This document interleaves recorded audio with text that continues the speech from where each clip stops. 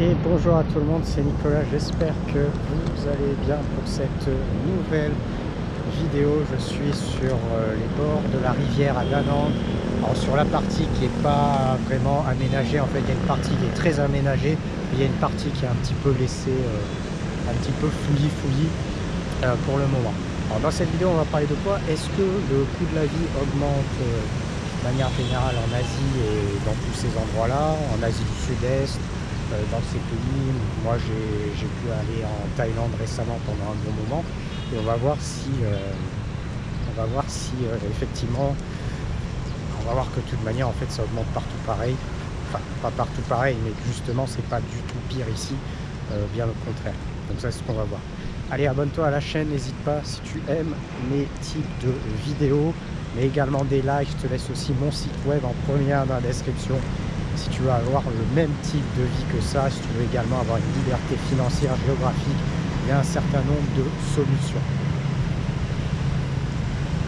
Alors, est-ce que le coût de la vie augmente de manière générale, par exemple en Asie du Sud-Est, sur un petit peu, enfin voilà, j'ai pas été sur les derniers temps trop, donc je fais pas non plus faire un cas général, mais en fait de toute manière, faut pas se leurrer, avec tout ce qui s'est passé, le coût de la vie, il a augmenté de toute manière partout, et on va dire, en fait c'est partout pareil. Je pense que tu n'as pas un pays aujourd'hui où le coût de la vie n'a pas augmenté, il n'y a pas eu d'inflation. Mais en fait la réalité des choses, c'est que je pense même finalement que là où ça a probablement le plus augmenté, je pense même sûrement que c'est probablement en Europe. Tu vois, je pense même que le coût de la vie a encore beaucoup plus augmenté en Europe que justement dans ces pays-là. Pourquoi? Parce qu'en Europe, le Covid, ils ont fermé, mais encore plus que l'Asie. Il y a les pays d'Asie qui ont quand même pas mal fermé, mais finalement, ils étaient moins dépendants d'un certain nombre de choses, donc ça a encore plus fermé en Europe. Et puis derrière, tu vois un petit peu ce qui se passe aussi en termes de guerre, tout ça, et ça rajoute une seconde grosse douche sur toute la partie européenne. Donc tu vois que là, alors que les pays d'Asie sont globalement moins impactés par ce qui se passe par exemple actuellement au niveau de la guerre que tu connais. Donc effectivement ça augmente partout, ça on est bien d'accord. Après finalement, là, par exemple je regardais un petit peu des retours des choses sur l'Estonie. Ils disaient que l'Estonie en 2 ans, l'espace de 2 ans, tous les loyers, les prix, tout a hyper augmenté juste en l'espace de 2 ans. Les loyers ont pris genre plus 30 sur des loyers, plus 25, plus 30% sur des loyers. Tout a vraiment augmenté radicalement pour avoir un coût de la vie ça continue bientôt à être quasiment comme l'Europe de l'Ouest. Voilà, là c'est un petit peu des retours, j'ai regardé un petit peu certaines choses. Bon, après il faudra bien évidemment aller sur place pour que je puisse confirmer, mais à mon avis effectivement je pense pas qu'ils aient trop tort. Et voilà, si tu vas effectivement dans des pays comme ça, par exemple d'Europe de l'Est, et que si le coût augmente sacrément également, enfin le coût il augmente comme partout, mais s'il augmente au même niveau que par exemple l'Europe de l'Ouest, effectivement ça peut devenir moins intéressant. Donc le coût de la vie, on est bien d'accord, il augmente partout. Après, à partir du moment où il augmente partout, en fait c'est simple, la différence sera pas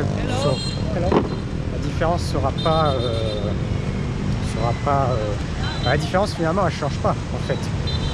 Ce qui peut faire la différence, donc toi tu as les jeunes qui sont en train de jouer au football ici, comme ça. Donc finalement la différence en fait, la seule solution c'est malheureusement d'augmenter son revenu, pour conserver du pouvoir d'achat, parce qu'en fait tu es partout, de toute manière ça sera le même principe. Alors effectivement, je te donne un exemple, des personnes qui peuvent être retraitées. Moi bien évidemment c'est pas le cas, donc le but c'est d'augmenter mon revenu pour avoir un meilleur pouvoir d'achat, une meilleure qualité de vie suivant les endroits où je vais. Après une personne qui est retraitée, en fait son salaire il est fixe, donc effectivement si demain tu as une grosse inflation, bien évidemment en Europe de l'Ouest, mais effectivement si par exemple tu as plein de personnes qui sont retraitées en Thaïlande, tu as une grosse inflation, effectivement là ils peuvent vraiment beaucoup perdre, parce qu'effectivement si tout augmente, admettons, de 20% et que ta retraite, de toute manière, elle ne va pas bouger, effectivement, tu perds 20% en pouvoir d'achat. Donc là, c'est vrai que ça peut devenir un petit peu embêtant, ça peut devenir un petit peu embêtant. Alors, il y a un petit aménagement. Là, c'est pareil, je découvre encore. Et ici, ils ont fait quelque chose de très sympa à ce niveau-là. Donc là, l'Asie est effectivement un petit peu plus cher, mais en fait, le ratio, si tu compares, vu qu'en Europe, ça augmente aussi, voire peut-être probablement plus, bah, finalement, c'est le même ratio. Si par exemple, ton coût de la vie en Europe de l'Ouest, il était par exemple au Vietnam, il était trois fois plus élevé, je sais pas moi, il y a quelques années, bah, finalement, même si le Vietnam ça a augmenté, tu auras toujours la même différence de x3. Pourquoi? Parce qu'en Europe, ça a augmenté aussi, et même probablement plus. Et même, tu as peut-être même encore plus de différence aujourd'hui. Peut-être que, je sais pas moi, c'est peut-être 3 fois et demi moins cher au Vietnam que ce que c'était en Europe de l'Ouest aujourd'hui par rapport à il y a peut-être 10 ans, je sais pas. Pourquoi? Parce que justement, ça a encore plus augmenté en termes de prix que ici. Donc, bon, après, moi, sur mon retour Thaïlande, après, je sais pas comment était la Thaïlande il y a 10-20 ans, donc je vais pas dire. Mais effectivement, il y a 20 ans, oui, la Thaïlande était nettement moins chère, on est bien d'accord. Mais si tu prends tous tes coûts en Europe il y a 20 ans, tu prends ta baguette de pain, tu prends ton essence, tu prends tes loyers, tu prends tout ça il y a 20 ans, c'était beaucoup moins cher aussi. Donc oui, on peut dire par exemple, effectivement, la Thaïlande est beaucoup plus chère maintenant. Mais si tu prends ton coût de la vie en Europe il y a 20 ans et ton coût de la vie maintenant, c'est 10 fois plus cher. Enfin, c'est 10 fois, j'exagère, on est bien d'accord, mais c'est beaucoup plus cher aussi. Tout est beaucoup plus cher. Le moindre truc est beaucoup plus cher. Donc finalement, le ratio, il reste toujours en fait le même. Il reste toujours le même. Donc effectivement, si le problème c'est les salaires, si les salaires n'augmentent pas, bah, effectivement, tu es coincé. Ou après, quand on est retraité, on peut se retrouver coincé en quelques années s'il y a des grosses inflations aussi. Et voilà. Mais après, bon, après toute la partie Asie du Sud-Est, ça reste quand même très bon marché. Hein. On peut dire, oui, ça augmente, ça augmente. Quand on voit les prix, ça reste très bon marché. Et même justement, tout ce qui est resto de base, petit resto, les prix, ça bouge pas comme ça. Hein. Si tu prends des endroits, ils ont fait leur prix fixe, le truc qui vaut par exemple 1,50 €, un prix symbolique. En fait, leur prix symbolique, il bouge pas. Hein. Il bouge pas. Pourquoi? Parce que justement, c'est destiné aux locaux. Et pour les locaux, ils bougent pas leur prix symbolique. Donc après, bah, toi, tu vas être aussi au même prix. Donc finalement le coût de la vie reste de toute manière pas cher ici. Hein. Tout reste pas cher, faut pas se leurrer. Par 2-3 exceptions. Si en fait, ce qui est toujours au même prix, en fait, là où il faut faire attention, c'est tout ce qui est produits électroniques, grands trucs de marque. En fait, ça, c'est le même prix partout. Ça, des fois, c'est ce que, quand on n'a pas bougé, on a toujours cette impression, on se dit, bah, si j'achète par exemple, j'achète par exemple une caméra GoPro, si je l'achète dans un pays en voie de développement, elle va être moins chère. Non, la caméra GoPro, elle est au même prix. Si tu l'achètes dans un pays encore plus riche, avec un pays, avec des personnes qui ont encore plus de pouvoir d'achat, je sais pas, si par exemple tu vas peut-être en Norvège, bon, je pense qu'il n'y a pas de différence, ta GoPro, elle va être au même prix. Donc de toute manière, les prix sont les mêmes. Pareil, si tu achètes un ordinateur, c'est d'ailleurs pour ça que dans certains pays, les gens ont beaucoup moins d'ordinateurs. C'est pas que l'ordinateur soit, par exemple, pour certains pays chers en tant que tel, mais en fait, l'ordinateur, il a le même prix. Donc si tu achètes un ordinateur en Europe de l'Ouest, par exemple, un milieu de gamme, on va dire, les 500 € par exemple, un ordinateur milieu de gamme, bah, si tu achètes le même ordinateur dans un pays en voie de développement, tu l'achètes en Thaïlande, au Vietnam, il sera au même prix, il sera à 500 €. Quelques dizaines d'euros près, mais il sera à peu près, il sera au même prix. Il ne va pas, parce qu'il est en Thaïlande, il ne va pas passer à 250 €. Ça sera exactement le même prix. Donc là, effectivement, un pays qui a plus de... les revenus sont plus élevés, peuvent plus facilement avoir ce type de produit-là. C'est sûr. Voilà, parce que justement, le prix est le même.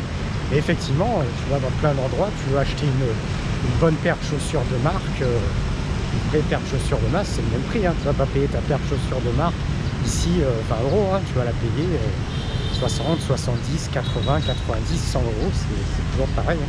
C'est exactement les mêmes prix. Donc, toutes ces choses-là, à partir du moment où c'est des marques internationales, tout ce qui est électronique, tout ce qui est vêtements de marque, tout ça, c'est les mêmes tarifs partout.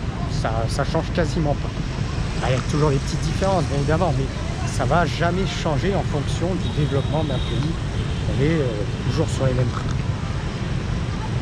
Donc en résumé, de toute manière, les prix augmentent partout. Finalement, si on fait un point, je pense que ça a probablement plus augmenté, à mon avis, ces derniers temps en Europe que justement dans tous ces pays-là d'Asie. Alors je sais pas trop comment c'est l'Asie de l'Est en ce moment, l'Asie développée. faudrait être sur place pour avoir un point de vue. En tout cas pour un petit peu l'Asie du Sud-Est, là comme l'exemple Thaïlande, Vietnam, c'est un peu plus cher, mais bon, si tu compares le ratio, ben, finalement ça change pas grand chose, hein.